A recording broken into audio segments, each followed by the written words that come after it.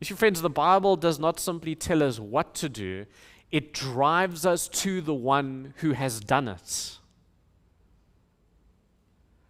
You cannot leave this place saying, well, yes, I need to be a lot more in the Bible. You cannot leave this place saying, yes, it's so great that we're such a Bible church. No, you have to. You must be driven to the one that the Scripture is meant to drive you to first. And so Paul's charge is not meant to burden or crush Timothy. It's an invitation to be shaped by the word that points us to Christ, to be equipped by the Spirit who breathes through the word, to be made whole by the one who alone is whole. So what does it mean? What does it mean for us, Pineland Baptist, to say we are reformed with a small r? It's not to wear a tribal badge or to boast in a theological label. It's to confess that, like Timothy, we continue in the Word because it's God-breathed. We submit ourselves to its training because it alone can make us whole. We continue in the Word when the world around urges us to drift. We confess it is God-breathed when our culture insists truth is negotiable. We're equipped by it when everything else leaves us restless and complete.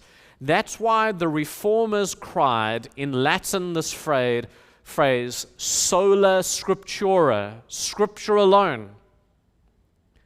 Not because they worshipped a book, but because they loved the Christ to whom the book points. They knew that the Bible is not simply information, it's God's breath, God's life, God's voice, drawing us to Christ, the true man of God. This is why we're excited. It's so wonderful that as a church we can host the Women's Charles Simeon Trust workshop. What a privilege to know that there's other churches all around and women are coming here to know how to be competent in handling the breath of God, that it might affect them and that they might disciple other ladies in their churches. It's why we have Bible studies and growth groups.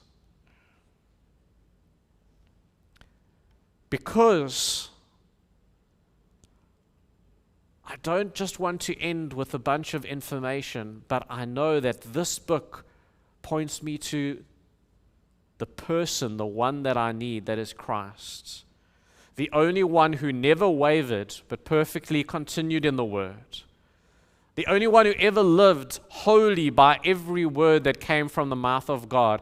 The only one who was thoroughly equipped and who accomplished the greatest work of all, the salvation on the cross. And friends, all of this, our salvation, our perseverance, our equipping, is so that God alone gets the glory.